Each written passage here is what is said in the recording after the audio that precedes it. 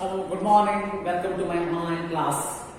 जहां प्रयत्नों की ऊंचाई होती है वहां किस्मत को झुकना पड़ता है। इस बात को सार्थक करती है महान गायक तानसेन की जीवनी। और इसी महान गायक तानसेन के बारे में हम आज अपनी इस क्लास में और अधिक जानकारी प्राप्त करेंगे। इसके पहले वीडियो में हम लोगों ने जाना कि तानसेन का जन्म मुकुल मिश्रा परिवार में हुआ था और काफी मन्नतों के बाद उनका जन्म हुआ। उनके पिताजी अक्सर हजरत मोहम्मद गौस के पास पुत्र प्राप्ति के लिए मन्नत मांगने जाया करते थे। बचपन में तानसेन की योग्यता का परिचय स्वामी हरिदास को चल गया था और वो उन्हें अपने आश्रम जो कि वृंदावन में स्थित था वहां ले गए। वहां उन्होंने उनको संगीत का प्रशिक्षण दिया। अपने पिता के देहांत के पश्चात तानसेन हजरत मोहम्मद गौस के पास गए, जहां उन्होंने संगीत का पुनः प्रशिक्षण लिया और तत्पश्चात ग्वालियर राजघराने या ग्वालियर के राजा रामचंद्र के दरबारी कवि हुए, जहां पर अकबर ने उनके संगीत की प्रतिभा को देखा और वो उनका कायल हो गया और उसने उन्हें अपने दरबार बुलाया। अब इस वीडियो में हम आगे आपको बताएंगे किस प्रकार तानसेन अकबर के दरबार के अन्य संगीतज्ञों के मन में एक ईर्ष्या और द्वेष के कारण उन्हें किस प्रकार की समस्याओं का सामना करना पड़ा। अकबर तानसेन को बहुत अधिक चाहते थे। वो कहते थे, तानसेन तुम वास्तव में ज्वेल यानी कि जेवर हो, हीरा हो। From today we make you one of our नवरत्न, आवर मोस्ट प्रेशियस 9 jewels। और अकबर ने उन्हें अपने नवरत्न में शामिल कर लिया था। May Allah preserve your brilliance and until eternity। Tansen became such a favorite of the Mughal emperor that the other musicians grew jealous and sought way to discredit him। Tansen Mughal सम्राट अकबर के इतने प्रिय हो गए कि दूसरे संगीतकार उनसे ईर्ष्या करने लगे और उन्हें अपने रास्ते से हटाने की साजिशें रचने लगे। They would challenge him to sing the most difficult and intricate of rags, but Tansen would defeat them in every contest। One day, they placed the ultimate challenge before him। They proposed to the emperor that Tansen should sing the rag Deepak। और इन्हीं ईर्ष्यालु संगीतों ने तानसेन के प्रति जो उनकी नफरत थी, इस कारण वो अक्सर तानसेन को कुछ न कुछ नीचा दिखाने के लिए कुछ न कुछ कार्य करते रहते थे। एक बार वो सम्राट के पास गए और उन्होंने कहा कि तानसेन को राग दीपक गीत गाना चाहिए और यदि वो सच्चे संगीतकार हैं तो वो इसको अवश्य गाएंगे। और राग दीपक आग उत्पन्न करता था और उससे न सिर्फ दिए जलते थे बल्कि आखिरकार या अंततः वो गायक भी भस्म हो जाता था जो राग दीपक गीत या राग छेड़ता था।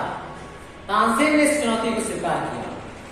उस रात सम्राट स्वयं तानसेन के घर गए और उनसे विनती करके कहा कि मियां तानसेन, आपको अब और अधिक अपने आप को सिद्ध नहीं करना है। हम आपको इस राग दीपक गाने की अनुमति नहीं देंगे।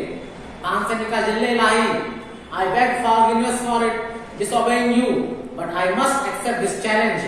I cannot let my guru and my goddess be insulted by refusing to perform one of the most beautiful and spiritual ragas of our tradition। Tansen ने सम्राट अकबर से कहा कि मैं आपकी आज्ञा की अवहेलना नहीं कर सकता हूं, लेकिन मुझे इस प्रकार के खूबसूरत और आध्यात्मिक राग को गाने का अवश्य मौका मिला है, मैं अवश्य गाऊंगा। और वो राग दीपक कि इस चुनौती को उन्होंने स्वीकार कर लिया। But there any way to counter the power of the raga. फिर सम्राट ने पूछा क्या राग दीपक में आप जैसा जानते हैं कि वो संगीतकार स्वयं जलकर भस्म हो जाता है जो इसे गाता है, क्या इसका कोई ऐसा तोड़ है जिससे अपनी जान की कीमत या जान को बचाया जा सके? तानसेन ने जवाब दिया हाँ, if a singer capable of summoning the elements can sing raag मेघ आई कैन बी सेव्ड। उन्होंने कहा ये कि कोई दूसरा गायक जो कि राग मेघ गाने में माहिर हो और वो बादलों को बुला ले तो मेरी जान बच सकती है। Akbar was hardly relieved. Akbar को मुश्किल से ही कुछ चैन आया। In the Mughal court you are the only singer who has the power to invoke the elements who will sing raag Megh when while you are singing दीपक।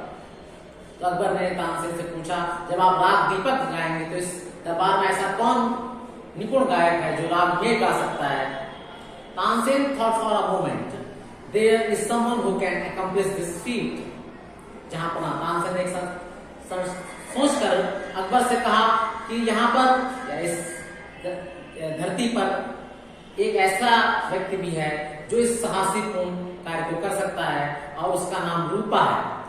वो मेरी एक शिष्या है जो कि मेरे गुरु के आश्रम में ही संगीत की शिक्षा ग्रहण करती थी। She has complete knowledge of vocal techniques.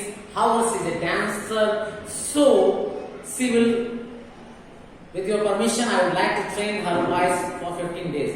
तो तानसेन ने कहा सम्राट अगर आप मुझे अनुमति दें तो मैं 15 दिन तक मैं उसे राग मेघ का प्रशिक्षण दूंगा। Tansen brought Rupa to Agra and began to train her. On the 16th day, the court was prepared for the big event. Large unlit lamps were placed around the Tansen's ashram and big bowl of cold water was put on the table and a pile of dry wood was stacked in the courtyard. Tansen रूपा को आगरा ले आए और 16वें दिन इस महान घटना के लिए दरबार को तैयार कर दिया गया। तानसेन के आश्रम के चारों ओर बिना जले हुए दीपक रखे गए, एक कटोरा ठंडा पानी रखा गया और सूखी लकड़ी का ढेर रख दिया गया। हुसैनी जो कि तानसेन की पत्नी थी वो जहां स्त्रियां बैठती हैं वहां बैठ गई। उनका दिल डर के से धड़क रहा था या धड़क रहा था। What if Rupa failed in her singing of Rag Megh did not bring clouds? What if her husband burned to ashes? वो मन में ही सोच रही थी कि अगर रूपा राग में ना गा पाई तो उनके पति का क्या होगा? उनके पति सीता में उनके पति जलकर राख हो जाएंगे। इस प्रकार के तमाम विचार तानसेन की पत्नी हुसैनी के मन में आ रहे थे। रूपा herself sat across from Tansen, equally frightened. Over and over again, she prayed to Goddess Saraswati to grant her the power of the elements. और वो मन ही मन प्रार्थना कर रही थी कि भगवान सरस्वती माता रूपा के अंदर वो शक्ति प्रदान करें जिससे वो राग में गा सकें।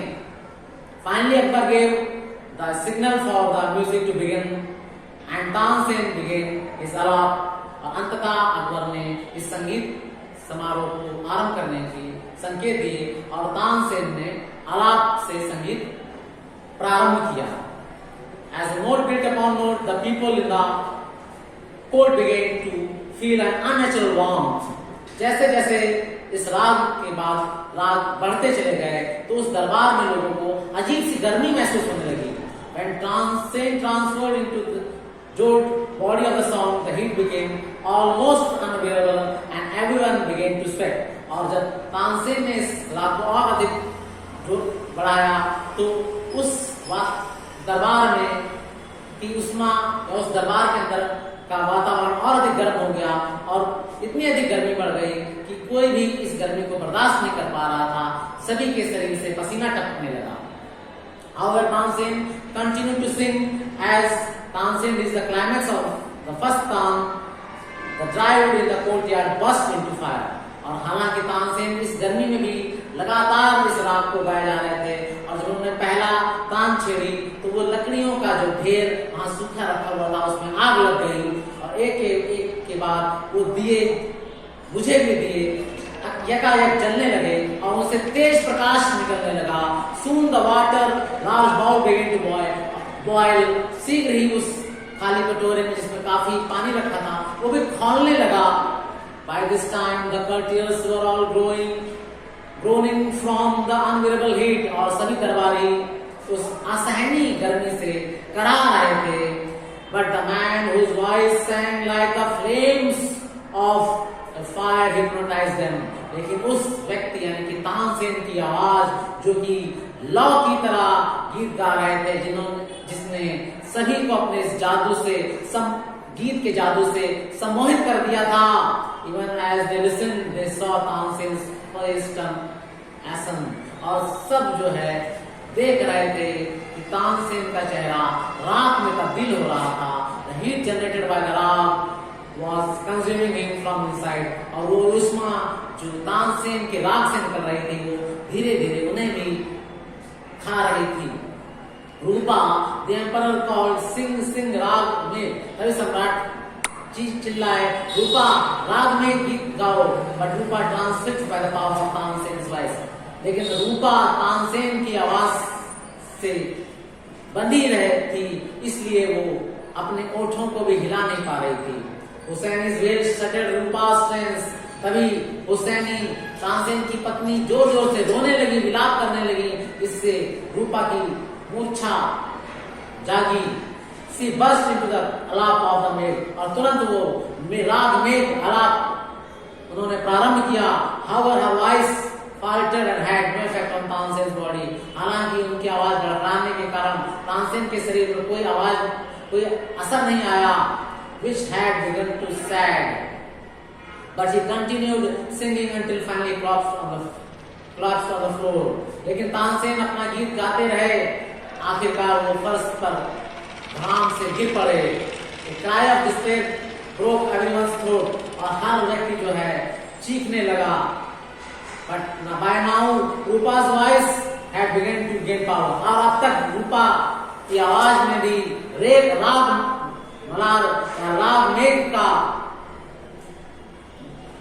राग मेघ का जो स्वर था उसने अपनी चरमोत्कृष्टता प्राप्त कर ली थी।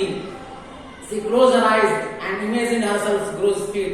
उसने अपने आंखें बंद कर अपने गुरु के पैरों को सोचते हुए ये गीत गाना शुरू किया। Rupa's voice began to soar in the skies which clouds began to gather। रूपा की आवाज इतनी आकाश में गूंज रही थी कि मेघ और बादल आना प्रारंभ हो गया। People watched in awe। लोग सहमे हुए ये दृश्य देख रहे थे और अचानक वहां का वातावरण ठंडा पड़ गया। The clouds burst and the rain poured down from heaven।